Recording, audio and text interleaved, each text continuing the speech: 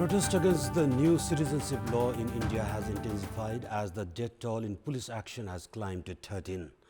The mass protests against a controversial citizenship law continue amid fears that legislation is part of the Hindu nationalist government's agenda to marginalize the 200 million population in India. Good morning, I'm Amar Singh Pradhan and these are the headlines of the hour. The commission formed to investigate into encroached land facing a race against time, only 10 out of a total of 177 cases seen in 6 months' time. Nepal fast turning into a hub for testing new medicines and vaccines. Some 30 different controversial medicines tested on Nepali bodies in the past 3 years alone. At least 6 people killed in North India during the latest day of protest against the government's new citizenship law. Death toll climbs to 13 since the protest began last week. An NRT taking on Sankata and Saraswati Club up against Jaulakhel in the A Division League football today. Kathmandu Goldens facing Viratnagar in the Pokhara Premier League. Let us begin with national political updates.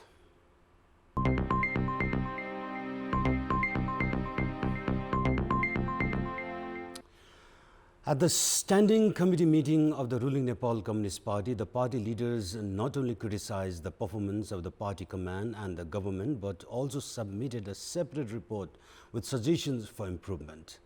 It is, however, yet to be seen if the party command would actually rectify the drawbacks pointed out by the leaders in an official forum and hold a unified general convention within the next 1 year. At the standing committee meeting held earlier this month, a majority of leaders criticized the working modality of the party and the government.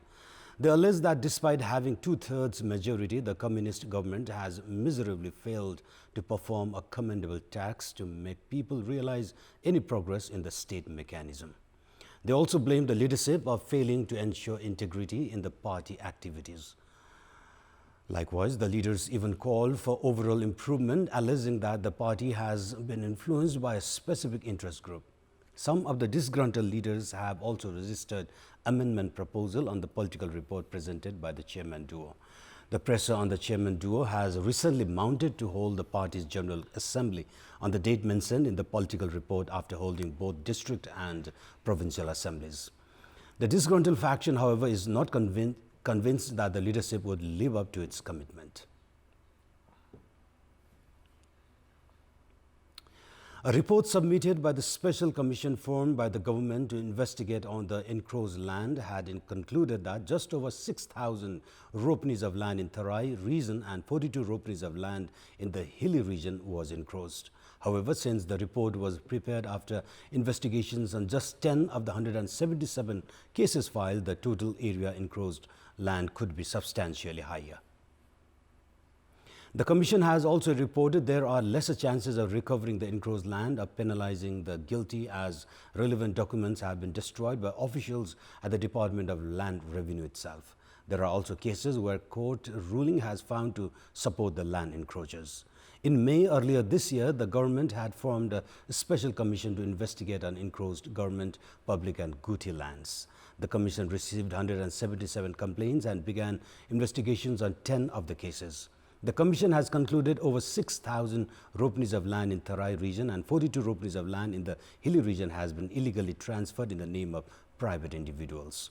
Over 4,500 ropenis of land in Sunsari, Sardu Reservoir and around 1,300 ropenis of land in Banke have been found encroached. Likewise, the encroached land include 169 ropenis in Sarlai, 39 ropenis in Rautahat and just over 13 ropenis in Bara. It was also reported that 36 ropenis of government and public land has been encroached by private individuals in Pokhara. The Commission has submitted 10 separate reports along with a file recommending action against the perpetrators and the forthcoming plans to curb land encroachment. The Commission has also suggested that 6 months of the additional term is inadequate to conclude the remaining cases. Meanwhile, the Ministry of Land Management has stated the government will go through the reports and implement the recommendations by mid-January. And with that, it's now time for another short break. For more news, do stay with us. Nepal is fast turning into a hub for testing new medicines, vaccines and equipment.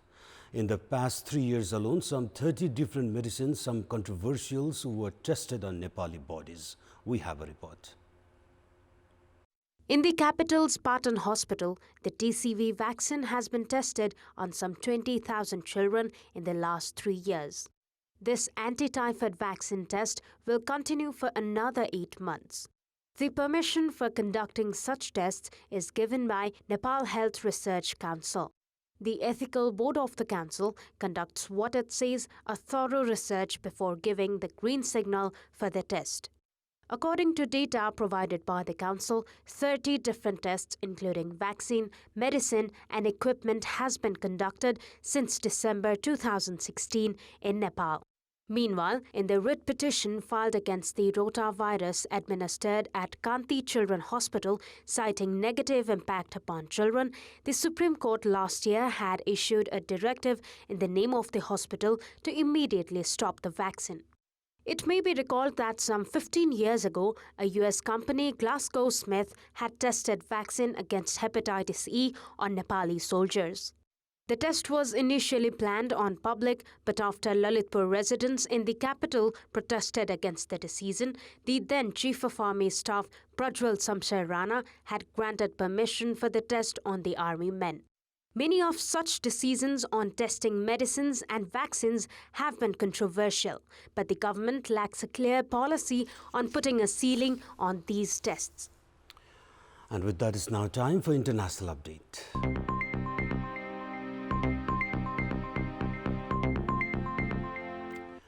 At least 6 people were killed in North India during the latest day of protest against the government's new citizenship law on Friday. According to Uttar Pradesh police chief, 32 others were injured. At least 13 people are now reported to have been killed overall in clashes sparked by a controversial government bill seen by critics as anti-Muslim. Protesters have continued to take to the streets in spite of police bans. Local medical and police officials told AFP that at least 5 of those who died in districts in Uttar Pradesh on Friday had sustained bullet wounds. The state's police chief denied that any of Friday's deaths were caused by his officers' gunfire. There was violence reported in at least 10 districts of Uttar Pradesh on Friday, according to local media. Friday also saw major protest in the capital, Delhi, with thousands gathering outside one of India's oldest mosques, the Jama Masjid. A witness from the AFP news agency said they saw some protesters bleeding from head wounds after clashes in the capital. The latest confirmed deaths come a day after 3 others were killed and thousands were arrested in violence on Thursday. Critics fear the new law known as the Citizenship Amendment Act undermines India's secular constitution. Passed earlier this month, it offers amnesty to non-Muslim illegal immigrants from Pakistan, Bangladesh and Afghanistan. The federal government says the law will protect religious minorities fleeing persecution, but the move has drawn criticism from opposition parties and international rights groups. And we have more news coming up, but right now it's time for another short break. A drinking water project worth 960 million rupees has been left stranded at Khotang's dry region. And in this context, we had asked the residents in the district what actions should be taken against the contractor company for ditching the work midway. Let's take a look at what they have to say. Public voice. काम नगर्ने ठेकेदारहरुलाई चाहिँ कडाभन्दा कडा कारबाही गरी काममा चाहिँ ढिलासुस्ती भएको कामलाई तुरुन्त चाँडोभन्दा चाँडो अगाडि बढोस्। यो काम चाँडोभन्दा चाँडो सकेर अहिले जुन खालको यो क्षेत्रमा खानेपानीको समस्या छ त्यो समस्या समाधान होस् भन्ने हाम्रो चाहना हो। पानीको के रे हाहाकार छ, यसमा चाहिँ हामीलाई चाँडो भइदिए हुन्थ्यो भन्ने चाहिँ आम उपभोक्ताको हाम्रो चाहिँ आशा छ। सम्बन्धित निकायले यस विषयमा ध्यान पुर्याएर यो छिटो कारबाही गरेर हुन्छ कसरी हुन्छ हामीलाई चाहिँ छिटो पानी खुवाउनु पर्यो।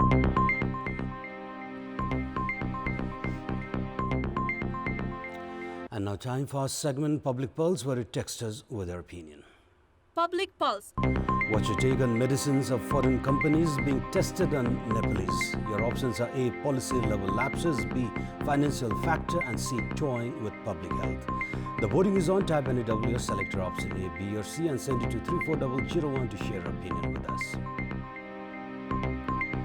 Let's move on to sports update. Sports News. NRT are pitted against Team Sankata, the runners-up from the previous edition, while Saraswati Club will take on Jaulakhel Youth Club in the matches slated at the ongoing Martyrs Memorial A-Division League football. The NRT versus Sankata match is slated for a 3 p.m. kickoff at the capital's Dastar Stadium. NRT had begun its A-Division League campaign this season with a thumping 4-0 win against Saraswati Youth Club. However, NRT were demerited 2 points from the last season. Team Sankata, meanwhile, had a disastrous start to the campaign, going down to Chasal Youth Club in their opening match. Prior to the action in Dasar Stadium, Saraswati will take on Jaulakhel in the first match of the day at 12 noon at Enfa Complex. Chasal Youth and Machindra Club had played a 1-0 draw in yesterday's match. In Pokhara Premier League, Kathmandu Golden Warriors will take on Biratnagar Titans. The match is scheduled to begin from 11:30 a.m. Both the teams have managed to win just 1 out of 3 matches they have played so far in the ongoing league. Kathmandu had faced an embarrassing 9-wicket defeat against defending champions Pokhara Paltan in its first match. Likewise, in its second match, Kathmandu were defeated by Butwal Blasters in a super over. However, the team made an impressive comeback, clinching a 106 runs win over Dhangadi Blues in its third match. A win today will help keep Kathmandu's hopes alive of reaching the playoffs. Likewise, Biratnagar with equal 2 points will be looking for a win to stay alive in the tournament. Butwal Blasters had chalked out the second win of the ongoing Pokhara Premier League, while Pokhara Paltans had suffered their third defeat of the tournament yesterday. And time now for a special segment, Media Watch.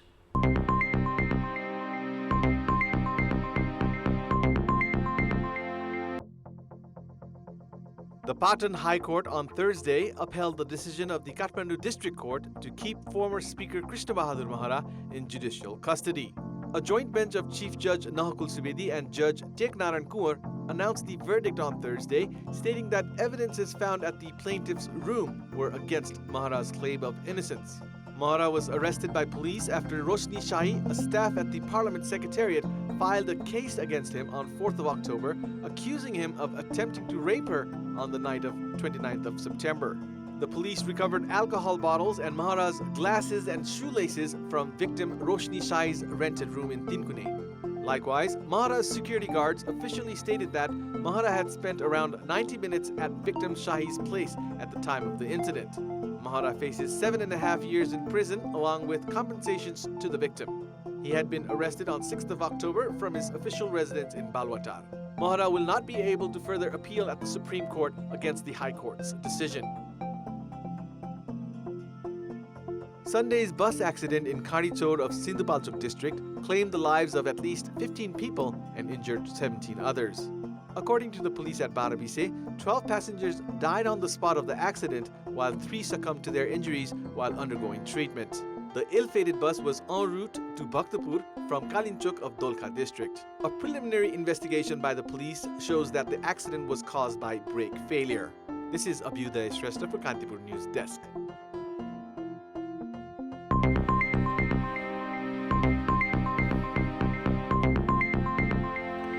And a look at the top stories one more time. The commission formed to investigate into encroached land facing a race against time, only 10 out of a total of 177 cases seen in 6 months' time. Nepal fast turning into a hub for testing new medicines and vaccines. Some 30 different controversial medicines tested on Nepali borders in the past 3 years alone.